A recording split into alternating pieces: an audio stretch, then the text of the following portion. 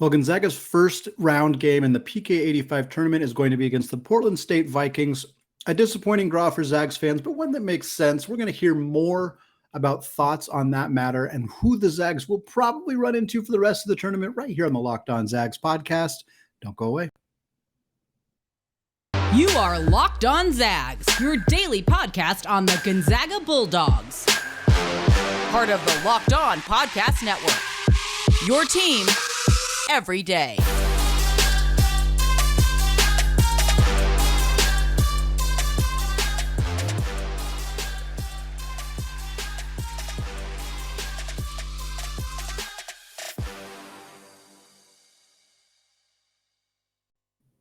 What is going on, y'all? Welcome to the Locked On Zags podcast, part of the Locked On Podcast Network, your team every day. I am your host and longtime Gonzaga podcaster, Andy Patton, here to bring you news and updates on all things Zag athletics. I also want to thank all of you who have continued to make Locked On Zags your very first listen of the day. Thank you for making Locked On Zags a part of your morning or afternoon or workout routine, whatever it may be. I also appreciate those of you who have checked the show out on YouTube. We are a fast rising YouTube channel, over 800 subscribers now, trying to get to 1,000 before the start of the college basketball season. I know we will get there, but you can help out if you are not a subscriber yet. Just go to youtube.com, search Locked On Zags, find that channel, hit that big orange subscribe button. All right, segment one, we're talking about the PK85, the Phil Knight Invitational. Of course, Gonzaga was involved in the first event of this kind in 2017, the PK80, celebrating Nike founder Phil Knight's 80th birthday. It was a very, very fun event taking place in Portland, Oregon. Games were at the VMAC, the Moda Center, the Chiles Center, where the University of Portland Pilots play. It was an incredibly fun event. Of course, the Zags did not take home a trophy. They lost in overtime to Florida, 39 points from Jonathan Williams in that game. It was a devastating loss, a super exciting game, though, the kind of game that we're hoping to see more of this year. The bracket finally came out. There are two 8-team brackets participating in the Phil Knight Invitational this year, the PK85. Gonzaga's first round game will be against the Vikings of Portland State. They are scheduled to tip off at 9:30 p.m. on Thanksgiving. So for those of you who are celebrating Thanksgiving or having your turkey, you all know the story about tryptophan. Everybody has heard it. Turkey makes you sleepy. Gonna need some afternoon coffee on that one. That game is not starting until 9:30. The other matchups on this side of the bracket include Duke and Oregon State, Xavier and Florida, and Purdue and West Virginia. And it is entirely fair and accurate for Gonzaga fans to look at the 8 teams on this bracket, look at the other matchups, and say, why the heck are we playing Portland State? This is a team that, no disrespect to the Vikings, but they were a 500 team in the Big Sky last year. They're, I think, 250th. They're around 250th in the KenPom ratings. Obviously, they are located in this tournament in part because there is a regional aspect to the Phil Knight Invitational. Portland, Portland State, and Oregon are all participating, despite the fact that Oregon is the only team that's worthy of being there. I was going to say, maybe no. Oregon is the only team that is kind of on the level or really even close to the level of the other programs that are participating in this event. We're talking high level, blue blood, Power 5 programs. We're talking Duke, we're talking North Carolina, Michigan State, Florida, all of those teams. I understand having the local teams as a part of it. I don't think that it is a bad thing.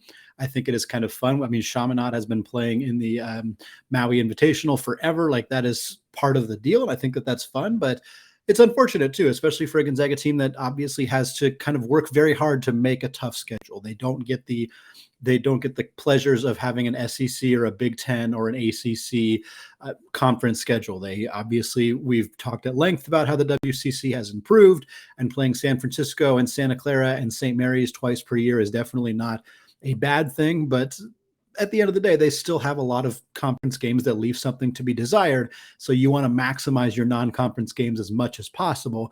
And when you sign up to play 3 games in a tournament filled with programs like Duke and Florida and Xavier, and one of your games is going to go up against a team that would have finished, I believe, last or second to last in the WCC last year per KenPom, that's a bummer.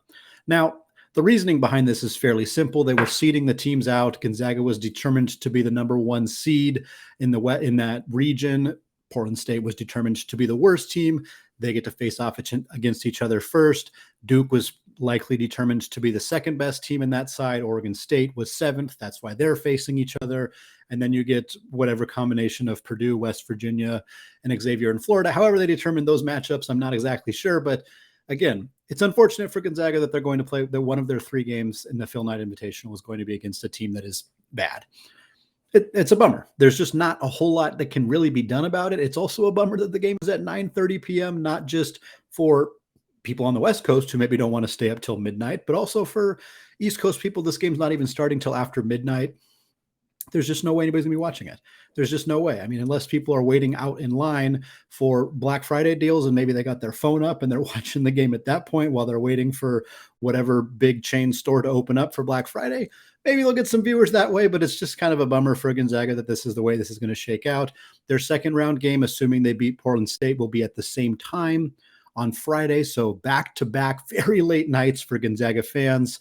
They'll play the winner, I believe, of the Xavier Florida game. I could be incorrect. It could be the Purdue West Virginia game. Either way, they will play one of those teams. If they win that game, they will quite likely play Duke in the championship game. That is the way that it is set up to be. Obviously, anything could happen. Things could change, and that may not be the outcome. But a situation where Gonzaga plays Portland State and then Florida and then Duke is very realistic.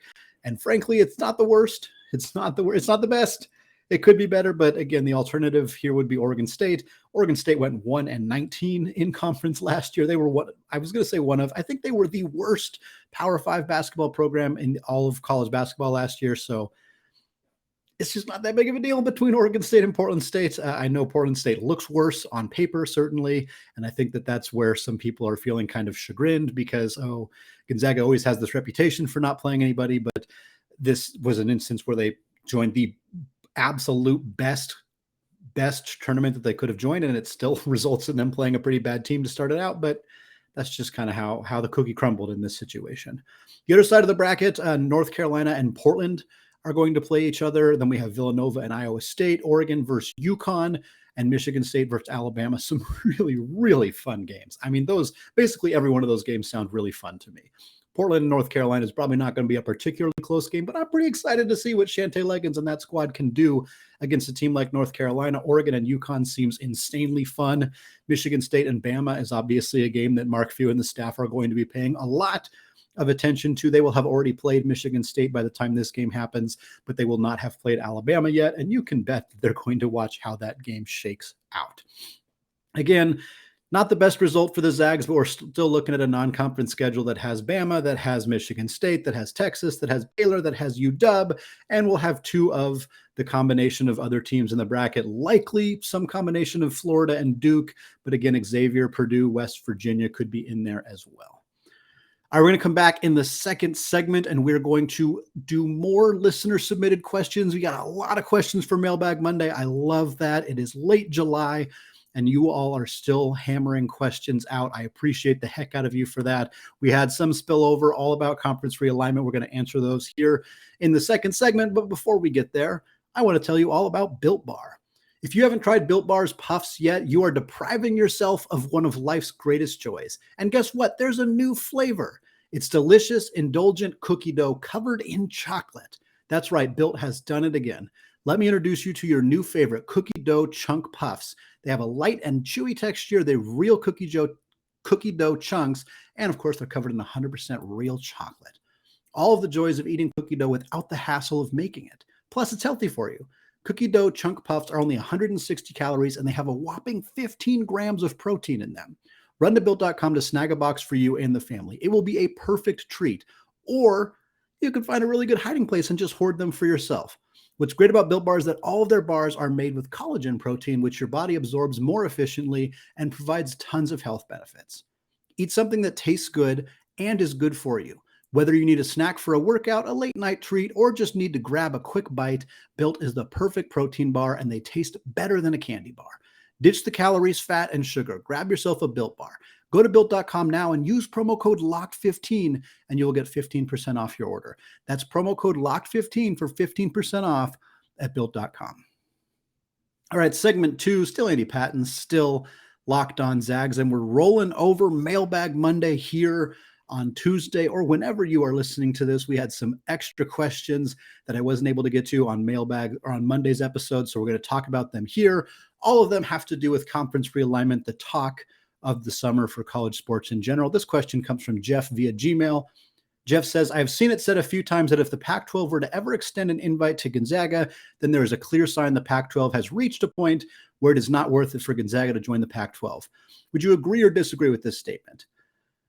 I have a really hard time agreeing with any blanket statements, and this statement it doesn't allow any nuance, any context, any kind of explanation at all. Like, that's kind of hard for me to agree with that. I think generally the concept of this question is probably true.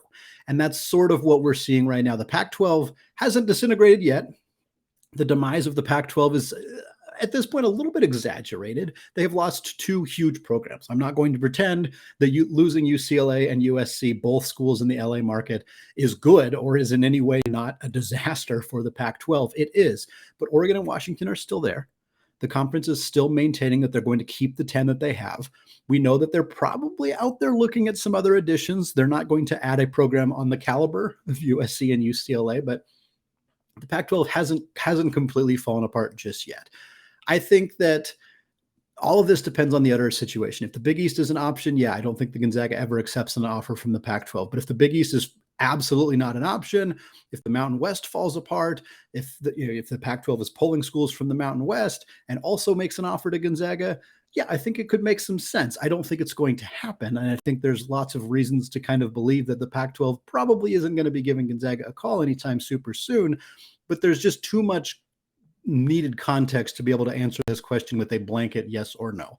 I think, again, generally it's probably true, but it's not a black and white situation.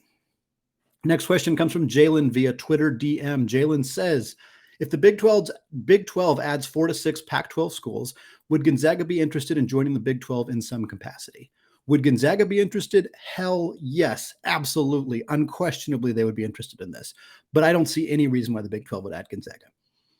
Doesn't make any sense to me. The Big 12, if they're already poaching Pac-12 schools, if they're able to pull the corner schools, which is Arizona, Arizona State, Colorado, and Utah, if they're able to make some agreement with Stanford and Cal, if they're able to do something to expand and add some of the Pac-12 schools into the Big 12, they're not going to add Gonzaga. Gonzaga doesn't move the needle from a financial perspective really at all. They're in a very small media market in Spokane, much smaller than all the other media markets out there, and they don't have football. I do not think the Pac-12 is the only Power 5 football conference that I think has even a shred of a chance of adding Gonzaga, and it's only because they would be pretty desperate, which kind of leans into the point that I was making in the first question, which if the Pac-12 is completely falling apart and they need to abandon their football-only rule, their big high research institution rule, then I think that maybe they could give Gonzaga a call. But I don't see the Big 12 doing that. I don't think that they would be in a position where they would want to add a school that doesn't have a football program that's in a small media market like Spokane. It just doesn't make sense to me.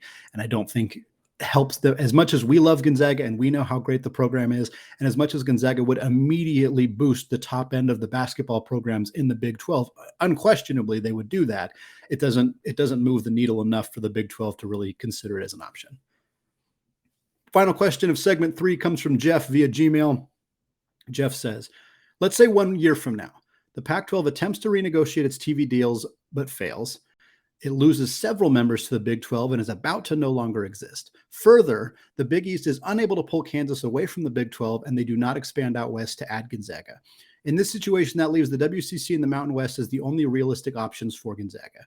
Geography, travel time, costs would be virtually the same with both. They both play their conference tournaments in Las Vegas, so nothing would change there except for a little shift in the calendar. If you were one of the conference commissioners, what argument would you make to show that Gonzaga would be better off in the Mountain West, or show that Gonzaga is better off in the WCC? And C, how would the arguments change if the Mountain West gains leftovers from the former Pac-12 like Washington State and Oregon State?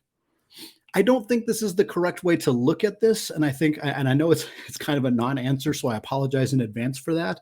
I'll say this to answer the third and final part of that question. If the Mountain West adds Oregon State and Washington State and is still trying to take Gonzaga, I think they have to consider it. But the hinge here is this Big East not being an option thing. The only way that Gonzaga realistically considers the Mountain West, in my mind, is if the Big East is absolutely, unquestionably, forever not an option. Whether that's because the boosters at Gonzaga or the athletic director or whomever has said, hey, we're not doing it. It's not worth it for us to move all of our programs out there. We can't figure out what to do with the rest of our schools that aren't basketball, so we are not doing it.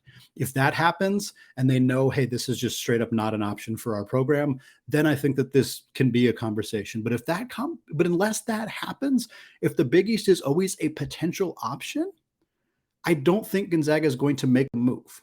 They don't want to do this twice. Gonzaga does not want to move conferences more than once.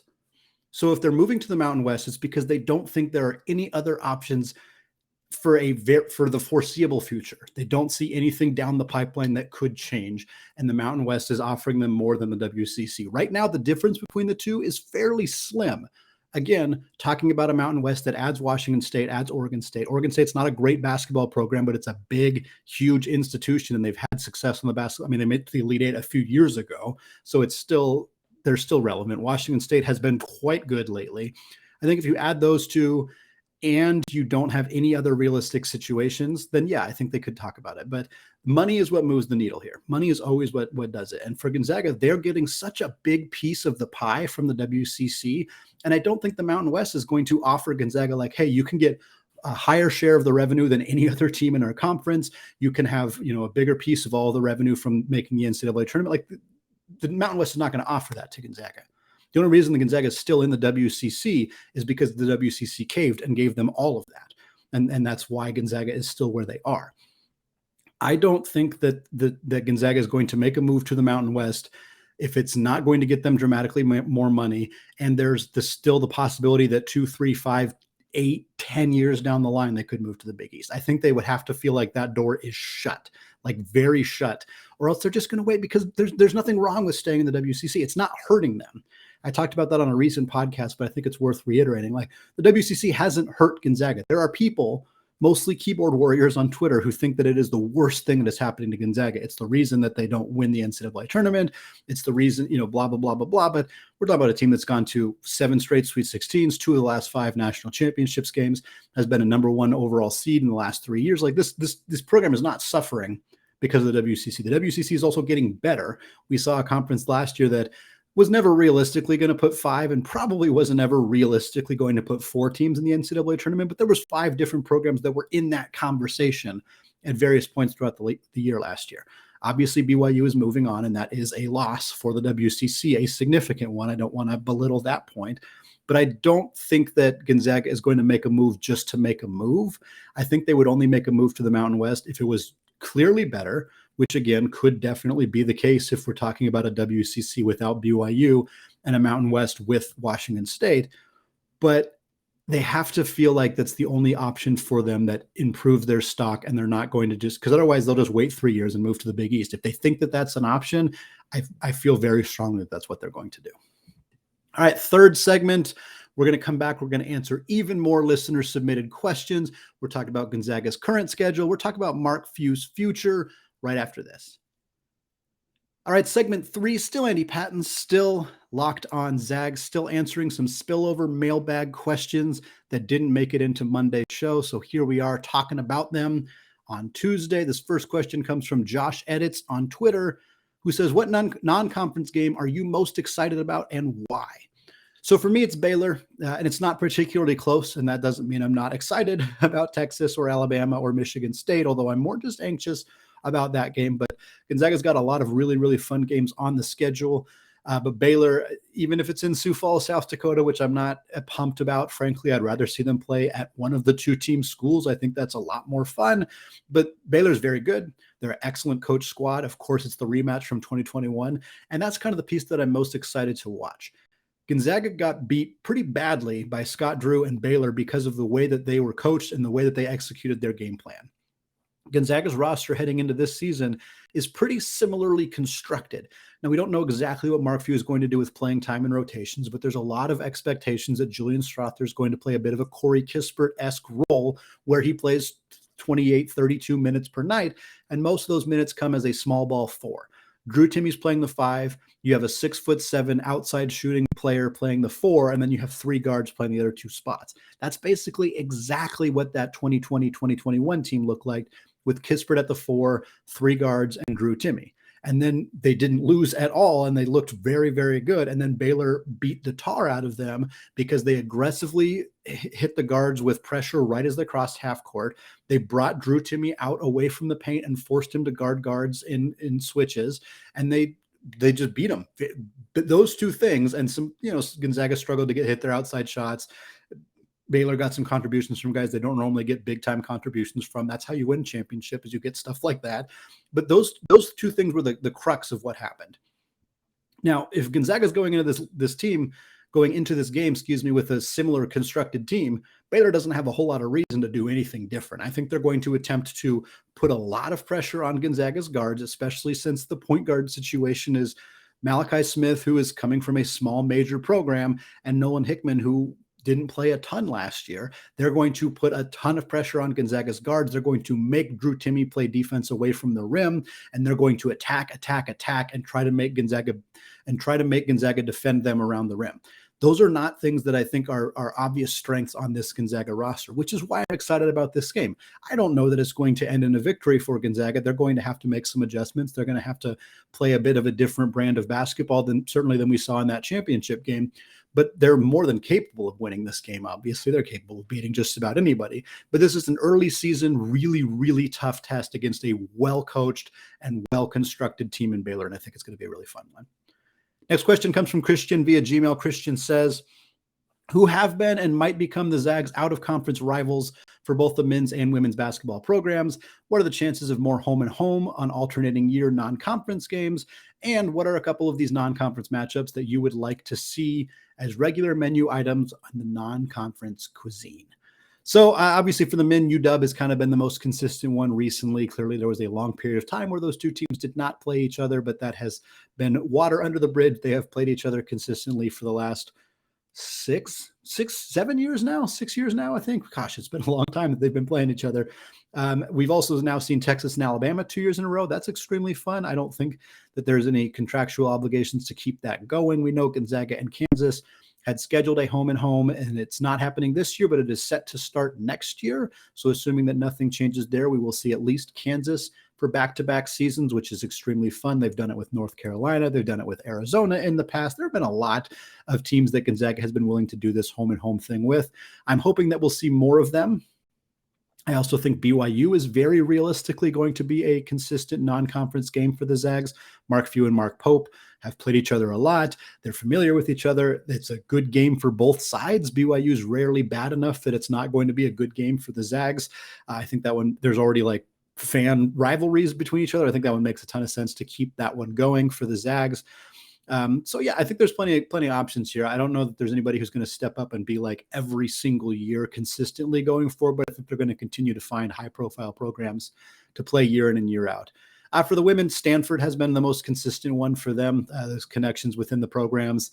And so they've always just managed to play each other. And then Coach Lisa Fortier on the episode of Locked on Zags she was on a couple weeks ago, she talked about playing BYU in the non-conference slate. Of course, now that BYU is leaving the WCC, so I think that's one that we'll pick up for the women's side as well. I think these are great. I think they're super, super fun. I've talked a lot about some of the games that I would like to see Gonzaga play more on the men's side. I've mentioned Washington State bringing that game back. It used to be one that was played every single year. Gonzaga ended up canceling it. Washington State has improved as a basketball program since then, so is probably more worthy of a game every single year against the Zags. I've mentioned Seattle U a handful of times. It's a regional game. Seattle U is vying to get into the WCC. It would be a fun test for them to get a chance to play Gonzaga every single year. Obviously, some bigger ones, Arizona, UCLA, Oregon, all of those would be fantastic. I'm not sure we're going to see the Arizona one because Mark Few has been hesitant to play his assistant coaches in previous years. UCLA, Oregon, I would hope would have happened by now. We've seen UCLA occasionally. They never seem to schedule Oregon. I'm not sure what the deal is with that. But those are all some super fun ones. And then, of course, if the Big East thinks stuff doesn't happen. Even if it does, it's not going to be for a couple of years. Creighton is one that I've always loved. Every Gonzaga versus Creighton matchup, those are very, very fun. I think that'd be a good one. Obviously, Villanova would be a super fun one as well. There's lots of great options out there. A lot of good basketball programs. I think it'd be fun to see Gonzaga try to get some consistent year in and year out playing of some of those teams, so we can kind of start seeing the same faces and the same coaches and kind of build some rivalries in that regard. All right, final question of the show. This one comes from that crazy Uncle Fester on Twitter, who says, a lot of assumptions baked into this, but we have to think Few won't coach until he's 70, so that's going to put his retirement in the next 5 to 10 years. GU's coaching pay is well behind a number of major level programs. I have to think we look internally because of this, but that can be a big crapshoot. What does this transition look like? If we go internally, who's the most likely candidate, B. Mike or Powell? If we go externally, how do we make the position appeal to a high-level coach despite the salary deficiencies?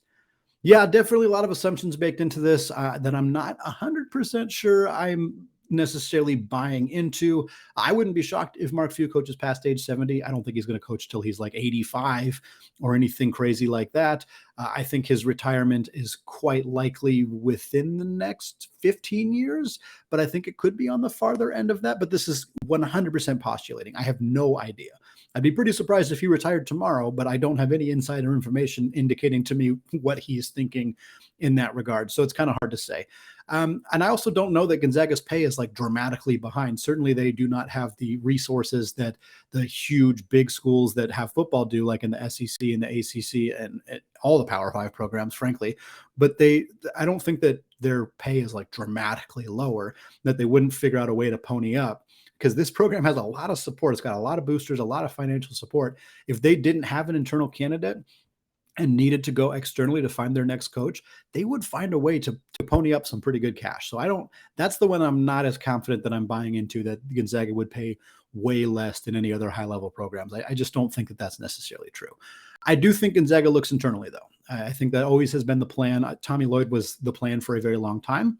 Tommy Lloyd got offered a job at Arizona that was a can't miss, no doubt, you have to take it opportunity. In the next 10 years, that could very easily happen to B. Mike too.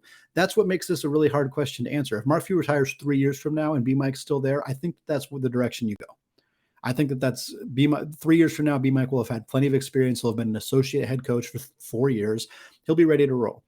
But if he retires a year from now, I'm not sure. If he retires 12 years from now, B. Mike might not be there anymore. Tommy Lloyd stuck around for 2 decades, but I don't know that B. Mike's necessarily going to do that. Again, saying this without any insider information specifically, but if B. Mike gets, if he stays around for 8-10 years and Gonzaga continues to have the kind of success that they're having, and Tommy Lloyd continues to have the success he's having, B. Mike's going to be a really popular candidate to get poached.